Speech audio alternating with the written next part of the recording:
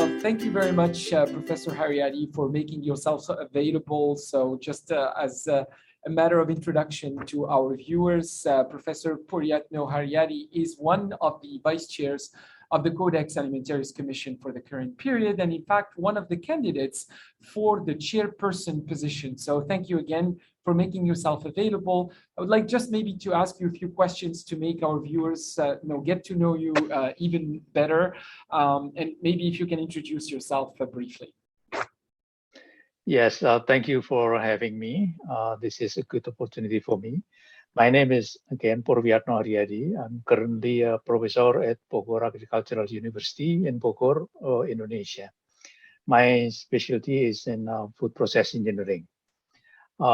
Since maybe 2010, I've been very active in Indonesia, especially helping government of Indonesia in dealing with Codex.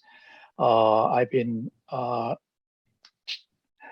vice chair for CCNFSTU when Indonesia was co-hosting CCNFSTU, and also a vice chair for the Committee on Processed Fruit and Vegetable when Indonesia is also hosting the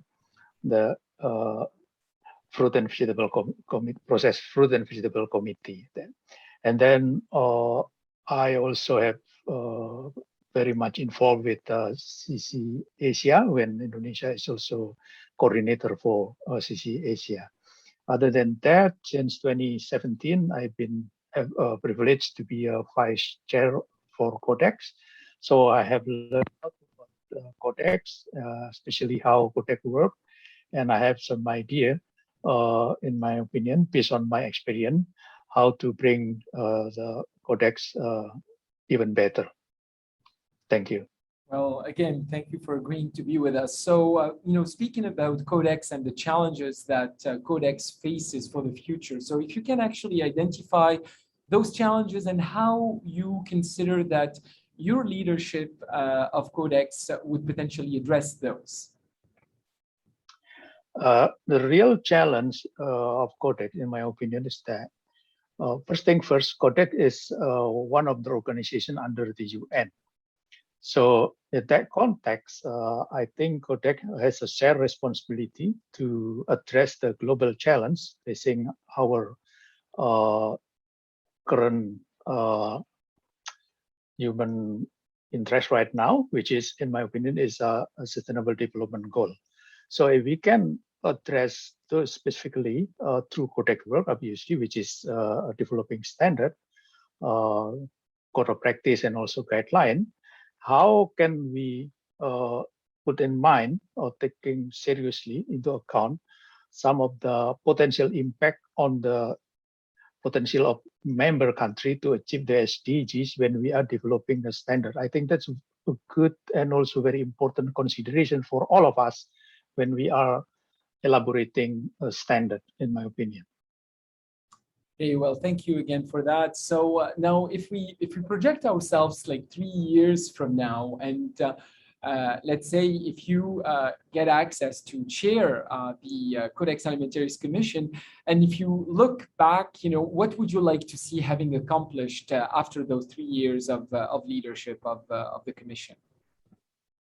Well, thank you. Yes. What I would like to see is that, that every member of Codex can have equal opportunity, equal footage in elaborating the standard, meaning that we have to improve the capacity of all of the member countries, so that, especially in the science-based context, that when we are developing a standard in the Codex procedure, every country will be able to join effectively in the elaboration, and all of their concern need to be taken into account, especially when we are talking about the potential impact of the standard being developed on the achievement or the possibility of the member country to attain the SDGs for their respective country. So I think that's